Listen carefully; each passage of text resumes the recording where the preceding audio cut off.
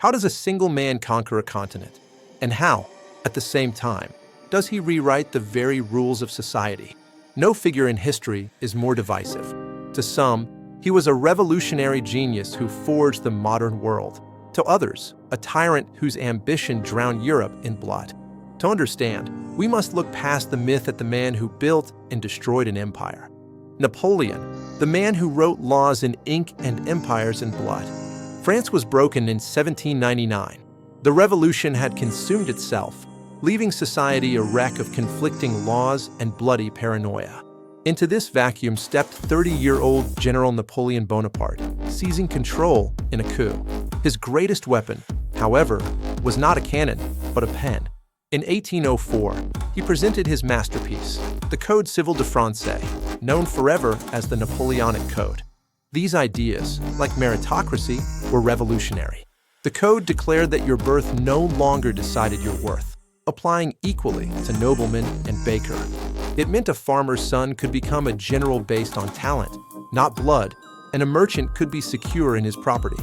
It swept away the final cobwebs of feudalism, establishing religious freedom and forming the foundation of the modern secular state. Wherever Napoleon's armies marched, the code followed, becoming the legal basis for dozens of countries from Europe to Latin America. He centralized government, created the first national bank, and built a standardized, secular education system, the lycées, to train new, merit-based leaders. However, this new equality had sharp limits.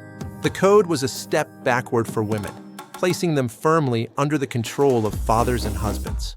The man who gave France this law of equality soon decided he was above all others, making himself emperor in 1804.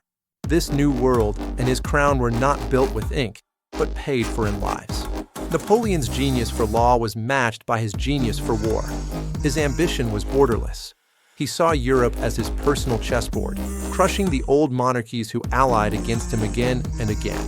In 1805, Austerlitz marked his greatest victory, a tactical masterpiece that shattered the Third Coalition and cemented his mastery over the continent.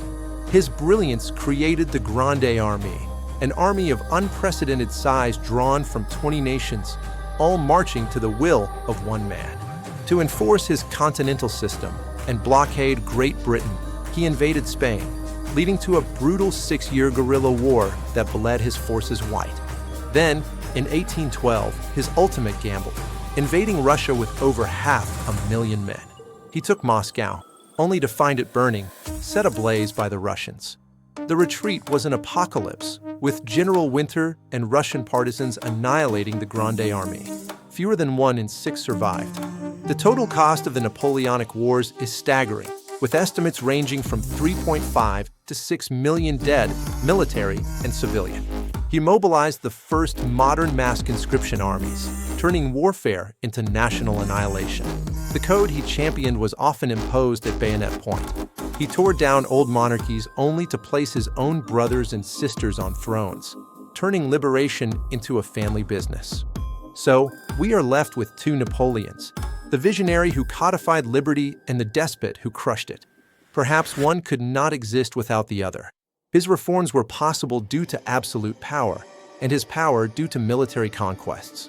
Defeated in 1814, he was exiled to Elba, escaped for the 100 Days, and risked it all at Waterloo. His final defeat was total, leading to his exile to St. Helena, a windswept rock where he died in 1821.